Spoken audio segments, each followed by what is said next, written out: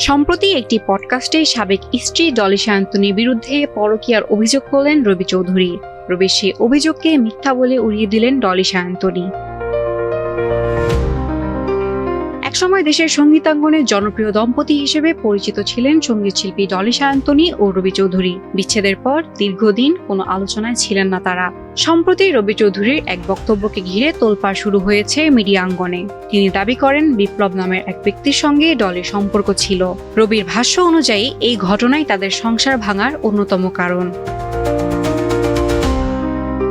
রবি চৌধুরীর এমন অভিযোগকে সম্পূর্ণ মিথ্যা ও উদ্দেশ্য প্রণোদিত বলে দাবি করেছেন ডলি সায়ন্তনী। সামাজিক যোগাযোগ মাধ্যম ফেসবুকে দেওয়া এক স্ট্যাটাসে তিনি বলেন, সম্প্রতি তাদের পরিবার ও ব্যক্তিগত জীবন নিয়ে বিভ্রান্তিকর তথ্য ছড়ানো হচ্ছে, যা ভিত্তিহীন ও উদ্দেশ্যমূলক।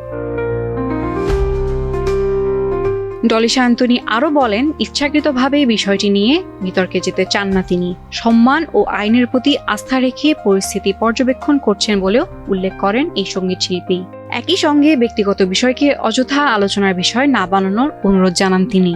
ফেসবুক স্ট্যাটাসে ডলি সায়ন্তনী বলেন, আমাদের নীরবতাকে দুর্বলতা ভাবার কোনো সুযোগ নেই। আমরা আমাদের মতো আছি, বাকিটা সময়ের হাতে। ডিভোর্স প্রসঙ্গে ডলি সায়ন্তনী স্পষ্ট করে বলেন, ডিভোর্স আমি দিয়েছিলাম। কেন দিয়েছিলাম সেটি এই মুহূর্তে আর বলতে চাই না। ডিভোর্স দেওয়ার পর সেই সময়েই প্রকাশ্যে প্রেস কনফারেন্সে বিস্তারিত বলেছিলাম। এত বছর পর এসব নিয়ে উদ্দেশ্যমূলক বিভ্রান্তি তৈরির সুযোগ নেই।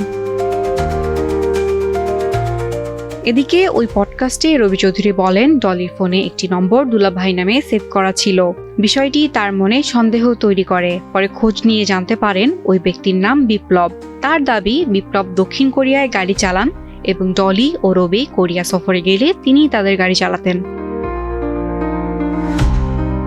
রবি আরও জানান, বিষয়টি নিয়ে তিনি ডলির পরিবারের সঙ্গেও কথা বলেন। ডলির বড় ভাই সঙ্গীতশিল্পী বাদশা বুলবুলের সঙ্গে নম্বরটি তিনি যাচাই করেন। যখন জানা যায় ওই নামে তাদের পরিবারে কোনো দুলাভাই নেই, এরপর সন্দেহ নিশ্চিত হয়েই ডলিকে ডিভোর্স দেওয়ার সিদ্ধান্ত নেন বলে জানান রবি চৌধুরী।